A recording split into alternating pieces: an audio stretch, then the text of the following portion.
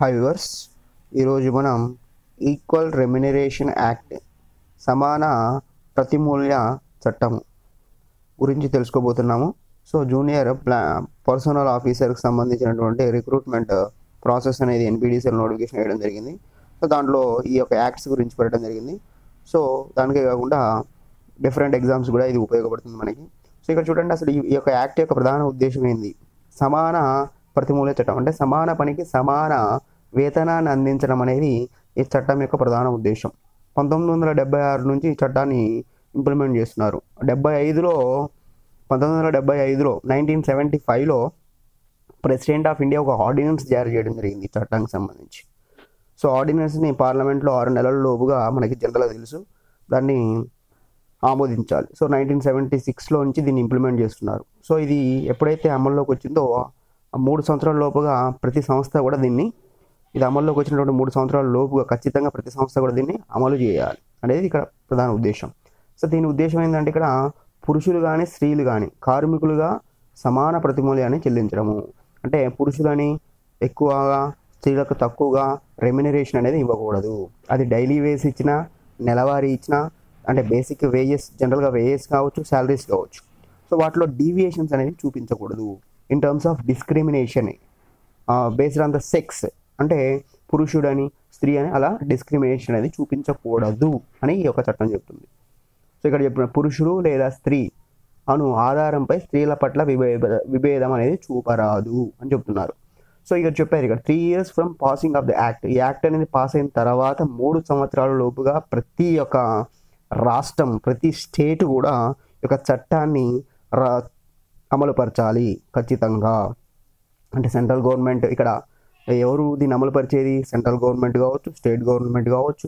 So railway central government లేదా state గవర్నమెంట్కి హెల్ప్తో ఉన్నటువంటి సంస్థలు కావచ్చు. సో అంటే గవర్నమెంట్ ఆర్గనైజేషన్ ఖచ్చితంగా ఈ యొక్క యాక్ట్ని అమలుపరచాలి. Applicable to which state? Whole India. ఈ స్టేట్కి మాత్రమే ఈ చట్టం అనేది పనిచేస్తుంది అనేది లేదు. ఈ మొత్తం భారతదేశంలో అన్ని రాష్ట్రాలకు కూడా ఇది అప్లికబుల్ అవుతుంది. సో దీని గురించి మనం ఇక్కడ ఇంపార్టెంట్ పాయింట్స్ కొన్ని చూద్దాం. ఆర్టికల్ 39. సో మనకి కాన్స్టిట్యూషన్లో ఆర్టికల్ 39 చెప్తుంది equal pay for equal work both men and women. So article 39లో మనకి directive principles of state policy అంటాం, ఆదేశిక సూత్రాలు. సో దాంట్లో equal pay for equal work both men and women ఖచ్చితంగా దాని గురించి ఎక్స్ప్లెయిన్ చేస్తుంది ఆర్టికల్ 39లో. సో 39A ఇంకా డెప్త్గా men and women equal have the right to and adequate means of livelihood. So ఇక్కడ మెన్ కానీ ఉమెన్ కానీ ప్రతి ఒక్కరికి కూడా జీవనాన్ని లీడ్ చేయడం కోసం, అంటే జీవితాన్ని లీడ్ చేయడం కోసం ప్రతి ఒక్కరికి కూడా వారికి సరిపడినటువంటి పనిని కల్పించుకునేటువంటి హక్కు వాళ్ళకు ఉంటుంది. వాటిని ప్రొవైడ్ చేయాల్సినటువంటి బాధ్యత కూడా ఎవరికి ఉంటుంది? ప్రభుత్వాలకు ఉంటుంది. సరిపడినంత పనిని కల్పించాలి. అది ఆర్టికల్ 39 క్లాజ్ ఏలో చెప్తుంది మనకి. అలానే ఆర్టికల్ 39D ఏం చెప్తుందంటే equal pay for equal work for both men and women. So ఖచ్చితంగా ఆర్టికల్ 39D ఎక్స్ప్లెయిన్స్ అబౌట్ ఇక్కడ అందరికి కూడా సమాన వేతనాలను అందించాలి. ఎటువంటి వ్యత్యాసాలను, డీవియేషన్స్ను చూపించకూడదు. ఒకరికి ఎక్కువ జీతాన్ని, ఒకరికి తక్కువ జీతాన్ని, అదే 8 గంటలు పని చేస్తున్నారు, అదే వర్క్ చేస్తున్నారు, కానీ ఆడ మగ అనే తేడాతోని ఒకరికి 10,000 ఇంకొకరికి 15,000 అలా ఇవ్వకుండా సమానాన్ని పాటించడమే ఈ యొక్క చట్టం యొక్క ఉద్దేశము. అయితే ఇక్కడ అప్రోప్రియేట్ గవర్నమెంట్ అంటే ఏంటి? అంటే ఈ చట్టాన్ని అమలు చేసేది ఎవరు దీన్ని పాటించాలి? Central government, railway administration departments, banking companies, అలానే కోల్ మైన్స్ కానీ, గోల్డ్ మైన్స్ కానీ, ఆయిల్ మైన్స్ కానీ, ఆయిల్ ఫీల్డ్స్ కానీ, మేజర్ పోర్ట్స్ లైక్ ఎయిర్పోర్ట్స్ కావచ్చు గవర్నమెంట్కి సంబంధించినటువంటివి, అదేవిధంగా మేజర్ పోర్ట్స్, తర్వాత షిప్ యార్డ్స్. సో అలా any corporation established by or under central act, state act. So corporation అనేది అంటే ఏంటంటే ఒక సంస్థను ఏర్పాటు చేయటం. ఎవరు? పార్లమెంటు చట్టం ద్వారా కానీ లేదా రాష్ట్ర ప్రభుత్వాల శాసనసభ చట్టాల ద్వారా ఏర్పడినటువంటి ప్రతి కార్పొరేషన్, ఓకేనా, ఖచ్చితంగా వాళ్ళందరూ కూడా ఇక చట్టాన్ని ఫాలో కావాలి. అలానే రెమ్యునరేషన్ అంటే ఏంది? ఇక్కడ రెమ్యునరేషన్ అంటే వాళ్ళకి ఇచ్చేటటువంటి వేజెస్, బేసిక్ వేజెస్ ఏవైతే ఉన్నాయో అవి, basic salaries, any additional emoluments either in cash or kind. So ఇంకా అంటే వేజెస్, వేతనాలు కావచ్చు, వాళ్ళకి ఇచ్చే జీతాలు కావచ్చు, అవి కాకుండా ఆధారంగా ఏదైనా ఇచ్చినప్పటికీ కూడా అది నగదు రూపంలో ఇవ్వచ్చు, వస్తు రూపంలో ఇవ్వచ్చు. సో దాన్ని ఇక్కడ రెమ్యునరేషన్గా పరిగణించడం జరుగుతుంది. సో వాటిలో వ్యత్యాసాలు చూపించకూడదు. ఇద్దరికి కూడా సమానమైన వేతనాలు, జీతాలు, ఏదైనా అమౌల్మెంట్స్ ఇచ్చినా, అదర్ ఎక్స్ట్రా క్యాష్ రూపంలో ఇచ్చినా, వస్తు రూపంలో ఇచ్చినా సమానంగానే ఇవ్వాలి. సో మేల్ క్యాండిడేట్ కాబట్టి ఎక్కువ ఇద్దాము, ఫీమేల్ క్యాండిడేట్ కాబట్టి ఇవ్వాల్సిన అవసరం లేదు అనేది తేడాలు చూపించకూడదు. The contract of employed express or implied. So అక్కడ వాళ్ళ మధ్య ఎంప్లాయ్మెంట్ అనేది ఇంప్లాయిడ్గా అయినా జరగవచ్చు, ఎక్స్ప్రెసివ్గా జరగవచ్చు, ఓరల్గా, రిటర్న్గా కావచ్చు, లేదా కొన్ని చర్యల ద్వారా గవర్నమెంట్ దాంట్లో వాళ్ళు పొందేటటువంటి బెనిఫిట్స్ ఏవైతే ఉన్నాయో అవి ఖచ్చితంగా వాళ్ళకి అందజేయాలి. అంతేగాని ఎక్స్ప్రెసివ్గా చేసుకోలేదు, ఎంప్లాయిడ్గా చేసుకున్నారు కాబట్టి మీకు వాళ్ళకి తేడా ఉంటుంది అనేటువంటి డివియేషన్ అనేది చూపించకూడదు. అలానే same work or similar nature. So ఇక్కడ స్కిల్స్ అంటే ఎంప్లాయ్ యొక్క స్కిల్స్ కానీ, ఎఫర్ట్స్ కానీ and responsibilities are the same similar working conditions. So ఇక్కడ వాళ్ళ స్కిల్స్ అన్నీ కూడా ఒకటే విధంగా ఉంటాయి, ఎఫర్ట్స్ అనేవి ఒకే విధంగా ఉంటాయి, రెస్పాన్సిబిలిటీస్ అనేవి కూడా ఒకే విధంగా ఉంటాయి. అలానే సేమ్ వర్కింగ్ కండిషన్స్ కూడా వాళ్ళు పనిచేస్తారు. అంటే 8 hours duties, nature of work కావచ్చు, అన్నీ సేమ్ ఉంటాయి. కానీ శాలరీస్లో డీవియేషన్స్ అనేది చూపించకూడదు. వాటిని స్కిల్స్ బేస్ చేసుకొని, ఎఫర్ట్స్ని బేస్ చేసుకొని, రెస్పాన్సిబిలిటీ బేస్ చేసుకొని అలా మనం ఇక్కడ పాటించకూడదు. ఖచ్చితంగా సమాన పనికి సమాన వేతనం అనేది ఇవ్వాలి. సో అలానే రిక్రూట్మెంట్ ప్రాసెస్లో కూడా ఎటువంటి డిస్క్రిమినేషన్ అనేది చూపించకూడదు. రిక్రూట్ చేసుకునేటప్పుడు కానీ, లేదా వాళ్ళకి ప్రమోషన్స్ ఇచ్చేటప్పుడు కానీ, వాళ్ళకి ట్రైనింగ్ ఇచ్చేటప్పుడు కానీ, వాళ్ళని ట్రాన్స్ఫర్ చేసేటప్పుడు కానీ ఎటువంటి డీవియేషన్స్ అనేది పాటించకూడదు, డిస్క్రిమినేషన్ అనేది ఉంచకూడదు అనేది ఈ యొక్క చట్టంలో పేర్కొనడం జరిగింది. ఎప్పుడు కొన్ని సందర్భాల్లో మాత్రం మనం చేయొచ్చు. ఎప్పుడైనా సరే కొన్ని రిస్ట్రిక్టివ్ డ్యూటీస్ ఉంటాయి, రిస్ట్రిక్టివ్ జాబ్స్ ఉంటాయి, ఎంప్లాయ్మెంట్స్ ఉంటాయి. సో వాటిని పర్టికులర్ లా కింద అవి కేవలం మేల్ క్యాండిడేట్సే చేయాలి, ఫీమేల్ క్యాండిడేట్స్ చేయకూడదు అటువంటిప్పుడు మనం డిస్క్రిమినేషన్ అనేది చూపించవచ్చు. సో ఆ ఎగ్జాంపుల్ చెప్పాలంటే మనకి ఇప్పుడు కోల్ మైన్స్ ఉన్నాయి, సింగరేణి కాలరీస్ కానీ, అలానే మనకి దాన్ని ఏమంటాం కోల్ ఇండియా లిమిటెడ్ కానీ, అంటే మైన్కి సంబంధించిన వర్కుల్లో ఎక్కువ శాతం కాదు అసలు ప్రొహిబిటెడ్ అనమాట. సో దాంట్లో లేడీస్ని మైనింగ్ వర్క్ తీసుకోరు. అంటే కొన్ని అడ్మినిస్ట్రేటివ్ వర్క్స్ తీసుకుంటారు, కానీ మేజర్ వర్క్స్ రిస్క్తో కూడుకున్నటువంటి జాబ్స్ ఉంటాయి, మీకు తెలుసు, లోపల మైన్లోకి వెళ్ళే వాటిలో లేడీస్ని తీసుకోవడం అనేది జరగదు. అంటే అండర్ యాక్ట్ లా ప్రకారమే వాళ్ళని ప్రొహిబిట్ చేశారు. అటువంటి సందర్భంలో డిస్క్రిమినేషన్ అనేది ఉంటుంది తప్ప మిగతా సందర్భంలో అలా చేయకూడదు. అలానే సో ఇక్కడ ఏం చేస్తున్నారంటే సెంట్రల్ గవర్నమెంట్ ఏం చేయాలంటే ఈ యొక్క అడ్వైజరీ కమిటీ అనేది ఏర్పాటు చేయడం జరుగుతుంది. సో దీనికోసం ఈ యాక్ట్ని ఇంప్లిమెంట్ చేయడం కోసం పర్ఫెక్ట్గా ఒక అడ్వైజరీ కమిటీని అపాయింట్ చేస్తారు. దాంట్లో 10 మంది ఉంటారు, లేదా అంతకంటే ఎక్కువ మంది కూడా ఉండొచ్చు. బట్ దాంట్లో మొత్తం మెంబర్స్లో 50% ఆర్ బిలాంగ్స్ టు ఉమెన్ అయి ఉండాలి. సో జనరల్గా ఈ మెంబర్స్ని నామినేట్ చేసేది ఎవరు అంటే ఇక్కడ చూడండి, అప్రోప్రియేట్ గవర్నమెంట్ అంటే సెంట్రల్ గవర్నమెంట్ కావచ్చు, స్టేట్ గవర్నమెంట్ కావచ్చు, బ్యాంకింగ్ కంపెనీస్. సో అక్కడ జనరల్గా అపాయింట్ చేయడం జరుగుతుంది. వాళ్ళ పని ఏంటంటే యాక్ట్ని ఎక్కడైనా డీవియేషన్స్ జరుగుతున్నాయా, అక్కడ ఏమైనా జరిగితే ఆ పనిష్మెంట్స్, ఫైన్స్ అనేది ఏ విధంగా ఇంపోజ్ చేయాలి, కరెక్ట్ చేయాలి అనేది చూస్తూ ఉంటుంది. సో అలానే హియరింగ్స్ కోసం అంటే ఏదైనా అప్పీల్ చేసుకోవాలనుకోండి, మనకి ఏదైనా జరిగినప్పుడు hearings and deciding claims and complaints. So అలాంటివి జరిగినప్పుడు అక్కడ ఆఫీసర్స్ కూడా అపాయింట్ చేయడం జరుగుతుంది, సెంట్రల్ గవర్నమెంట్ కావచ్చు, స్టేట్ గవర్నమెంట్ కావచ్చు. So officers not below the rank of labour officer. So అలా అపాయింట్ చేసేటువంటి ఆఫీసర్ కనీసం లేబర్ ఆఫీసర్ ర్యాంక్కి తక్కువ కాకుండా ఉండాలి. అలానే కంప్లైంట్స్ తీసుకోవడానికి ఇక్కడ మనకి non payment of wages equal rates అంటే కంప్లైంట్స్ దేని మీద తీసుకుంటారు, వేజెస్ సరిగ్గా సమానంగా పే చేయట్లేదు అనేటువంటి కంప్లైంట్స్ కూడా తీసుకోవడం కోసం ఈ యొక్క ఆఫీసర్ని అపాయింట్ చేయడం జరుగుతుంది. ఇన్స్పెక్టర్స్గా అపాయింట్ చేయడం జరుగుతుంది. లేబర్ ఆఫీసర్ ర్యాంక్ అనేది తక్కువ కాకుండా ఉండాలి ఆఫీసర్కి, అది కూడా ఇంపార్టెంట్. అలానే ఇక్కడ చూడండి, it will have powerful civil court. So it will have powers of civil court. ఒక సివిల్ కోర్టుకి ఎటువంటి అధికారాలు ఉంటాయో ఆ అడ్వైజరీ కమిటీ కూడా అటువంటి అధికారాలు ఉంటాయి. Maintain registrars. సో ఇక్కడ ప్రధానంగా మనం రిజిస్టార్స్ మస్టర్ రోల్స్ అనేవి మెయింటైన్ చేయాలి. అటెండెన్స్కి సంబంధించి కానీ, వాళ్ళ జీతాలకు సంబంధించిన కానీ అక్విటెన్సెస్ ఉంటాయి కదా, అవి ఖచ్చితంగా మెయింటైన్ చేయాలి. ఒకవేళ మెయింటైన్ చేయనట్లయితే, సో ఇక్కడ మనకి గవర్నమెంట్ అపాయింట్ చేస్తుంది ఇన్స్పెక్టర్స్ని, వాళ్ళు అపాయింట్ చేస్తారు, వాళ్ళు ఇన్స్పెక్షన్ కూడా చేస్తూ ఉంటారు. ఒకవేళ మెయింటైన్ చేయకపోతే పెనాల్టీస్ కూడా వాళ్ళు భరించాల్సి వస్తుంది. సింపుల్ ఇంప్రిజన్మెంట్ కూడా ఇవ్వడం జరుగుతుంది. So up to 1 month. So up to 1 month మనకి. అలానే అప్ టు 10,000 వరకు ఫైన్ కూడా ఉంటుంది. అది ఉండొచ్చు, ఇది ఉండొచ్చు, రెండు కలిపి కూడా ఇంపోజ్ చేయొచ్చు. అంటే అప్ టు 10,000 ఫైన్ వేయచ్చు, లేదా 1 month ఇంప్రిజన్మెంట్ ఇవ్వచ్చు, సింపుల్ ఇంప్రిజన్మెంట్, జైల్లో వేయచ్చు. లేదా ఒకవేళ ఎంప్లాయర్ ఎవరైనా సరే ఆ రిజిస్టర్స్ మెయింటైన్ చేయకపోయినా, ఆ డాక్యుమెంట్స్ అనేది మెయింటైన్ చేయకపోయినా, మస్టర్ రోల్స్ కానీ ఎవిడెన్సెస్ కానీ, సో అప్పుడు వాళ్ళ మీద యాక్షన్ తీసుకునే అవకాశం కూడా ఉంటుంది. సో అడిగినప్పుడు డిపార్ట్మెంట్ ఒమిట్ చేసినా, రెఫ్యూజ్ చేసినా ఆ యొక్క ఇన్ఫర్మేషన్ ఇవ్వడానికి లేదా ఆ ఎవిడెన్సెస్ ఇవ్వడానికి అప్పుడు వాళ్ళ మీద యాక్షన్ తీసుకోవడానికి కూడా అవకాశం ఉంటుంది. సో వాళ్ళ ఏజెంట్ని కానీ వాళ్ళ సర్వెంట్ని కానీ ఎవరినైనా సరే వాళ్ళు భయపెట్టినట్లయితే ఆ యొక్క ఇన్ఫర్మేషన్ ఇవ్వకుండా వాళ్ళపై యాక్షన్ తీసుకుంటుంది. ఇది ఫస్ట్ టైం చేస్తే 10,000 వరకు ఉంటుంది. అలా కాకుండా ఇంకా మనకు చూడండి ఇక్కడ fine not less than 10,000 which may be extended to 20,000 also. Okay, so దాన్ని పెంచేటటువంటి అధికారం కూడా ఉంటుంది.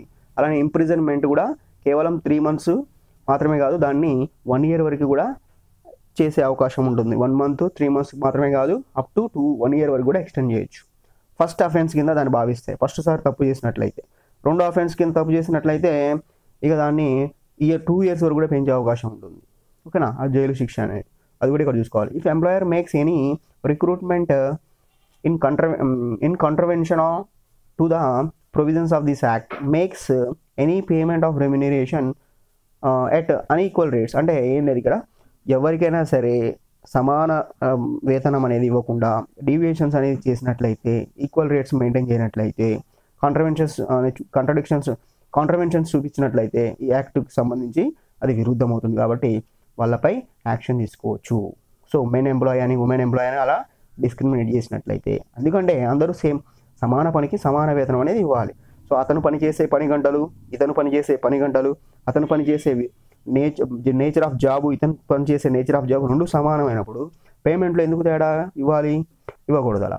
సో కేవలం మేల్ ఫీమేల్ అయినంత మాత్రాన అలా ఇవ్వడానికి అవకాశం లేదు.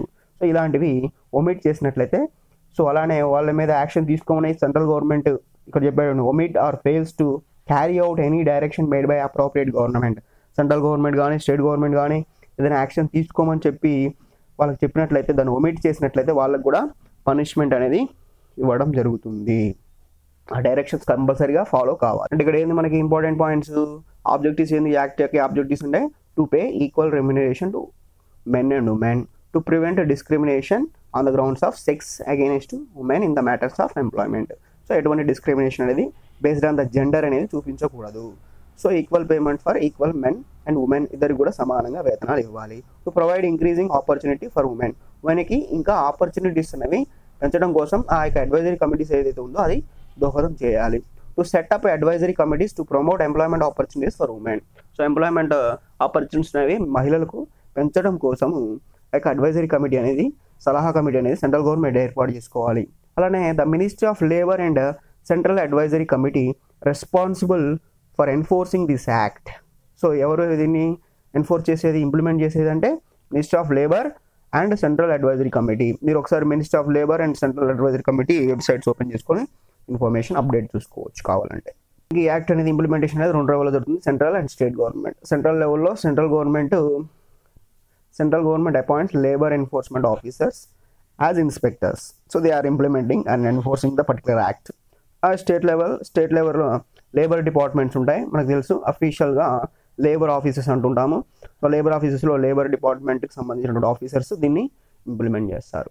సో కొన్ని సందర్భాల్లో act not apply in special cases, కొన్ని సందర్భాల్లో యాక్ట్ మనం అప్లై చేయకపోవచ్చు. ఎందుకంటే so at the time of birth, expected birth of child, so ఇక్కడ చేసే ఎంప్లాయీస్కి సంబంధించినటువంటి మనకి వాళ్ళ యొక్క బర్త్ కానీ లేదా ఎక్స్పెక్టెడ్ బర్త్ ఆఫ్ చైల్డ్ కానీ, terms and conditions relating to the retirement కానీ, మ్యారేజ్ కానీ, డెత్ కానీ ఎనీ ప్రొవిజన్స్ ఉన్నట్లయితే అటువంటి కండిషన్స్ అండ్ టర్మ్స్ అండ్ కండిషన్స్లో ఈ యొక్క యాక్ట్ అనేది ఇంప్లిమెంట్ చేయడం అనేది కుదరకపోవచ్చు కొన్ని సందర్భాల్లో. సో ఆ ఎక్సెప్షనల్ కేసెస్ అనమాట. మనకి తెలిసిన పాయింట్స్ ఇవన్నీ. Prohibition of discrimination in recruitment and other condition of service. So recruitment ప్రాసెస్లో సెక్షన్ 5 ప్రకారం సో రిక్రూట్మెంట్ చేసేటప్పుడు లేదా ఇంకా ఏదైనా సర్వీస్ కండిషన్స్లో డిస్క్రిమినేషన్ అనేది చూపించకూడదు. మేలు ఫీమేల్ అని డిస్క్రిమినేషన్ అనేది చూపించినట్లయితే దానికి పనిషబుల్ అవుతారు. మెయింటెనెన్స్ ఆఫ్ రిజిస్టర్ సెక్షన్ 8 అనమాట. సో మనకు ఆల్రెడీ చెప్పాం, 26 సెప్టెంబర్ 1975లో ప్రెసిడెంట్ ఆఫ్ ఇండియా ఉన్నటువంటి ఆర్డినెన్స్ తీసుకొచ్చారు. దాన్ని మళ్ళీ 6 monthsలో పార్లమెంట్లో ఆమోదించి సో మనకి 1976 దాన్ని ఇంప్లిమెంట్ చేయడం జరుగుతుంది. అలానే 1975లో ఇంటర్నేషనల్ ఉమెన్స్ ఇయర్గా దాన్ని డిక్లేర్ చేయడం జరిగింది. అలానే ఇక్కడ కేసెస్ కూడా ఉన్నాయి ఇక్కడ దీనికి సంబంధించి. Garland versus British rail engine limited. Garland versus British rail engineers limited అనే ఒక కేసు కూడా ఉంది. ఇక్కడ ఏం లేదండి, వీళ్ళందరూ కూడా ఎంప్లాయీస్ అనమాట, ఇద్దరు కూడా. సో ఇక్కడ ఇది employer and employee garland. So ఇక్కడ పనిచేస్తారు. వీళ్ళు రిటైర్మెంట్ అయిపోయిన తర్వాత వీళ్ళకి ట్రావెల్ పాసెస్ ఇస్తారు. అవి కన్సెషనల్ రేట్స్కి ట్రావెల్ పాసెస్ అనేది ఇవ్వడం జరుగుతుంది.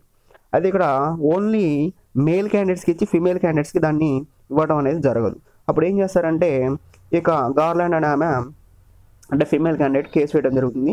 సో ఇక్కడ ఫ్రీ కన్సెషనల్ ట్రావెల్ పాసెస్ అనేవి ఆఫ్టర్ రిటైర్మెంట్ ప్రొవైడ్ చేస్తున్నారు. అది కేవలం మేల్స్కే ప్రొవైడ్ చేస్తున్నారు. వాళ్ళ ఫ్యామిలీ మెంబర్స్ స్పౌసెస్ కూడా అవకాశం ఇస్తున్నారు.